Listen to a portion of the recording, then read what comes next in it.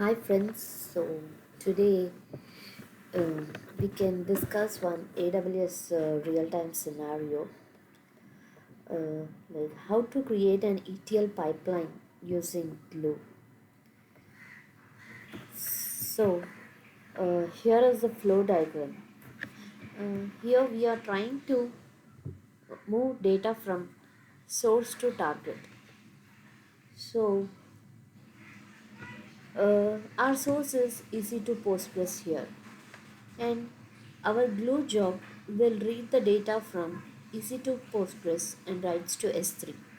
And from S3, another glue job will read the files from S3 and writes to Redshift.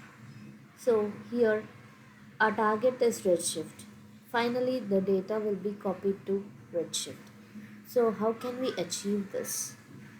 So we have to create a glue job which reads data from EC2 Postgres and writes to S3. So if we look into the code,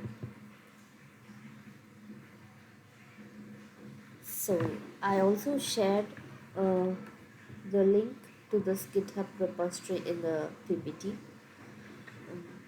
and also will be available in the description box. So here we have created a glue job. In this we have created or established connections with the Postgres or MySQL or Redshift or whatever the source is. We need to connect to the source, and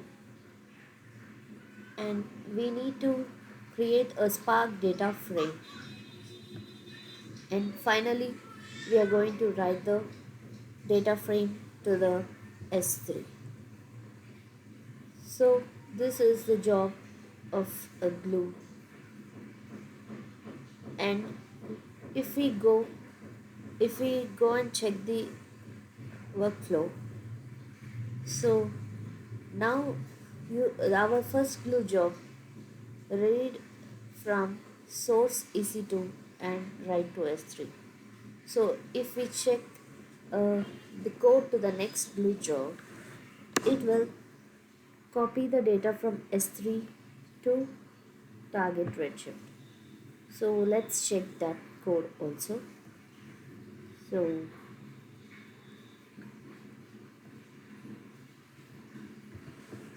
this is our code to file to DB. File the file format can be anything. It can be a CSV file, it can be a Packet file, or it can be an XML or a JSON file. So we are going to establish connection with the Redshift, and then we are going to give the source details, uh, the S3 bucket name and the folder path and the delimiter of the file and the target table name. Target table is nothing but the Redshift table name. So we are going to provide all the parameters and issue a copy query. Query works parallelly and on all the files. Suppose if we have 10 files in the S3 bucket, it will all the 10 files will be written parallelly to the Redshift. So it is the fastest way to copy files from S3 to Redshift. So uh, we are going to, in the copy command, we have to give the table name, the path, and the ARN which has access, which has access to Redshift. So and this particular role has to be attached to the Redshift cluster also. So after providing all these details, the cursor is executed with that copy query command. So this is going to achieve our second requirement, that is copying data from S3 to Redshift.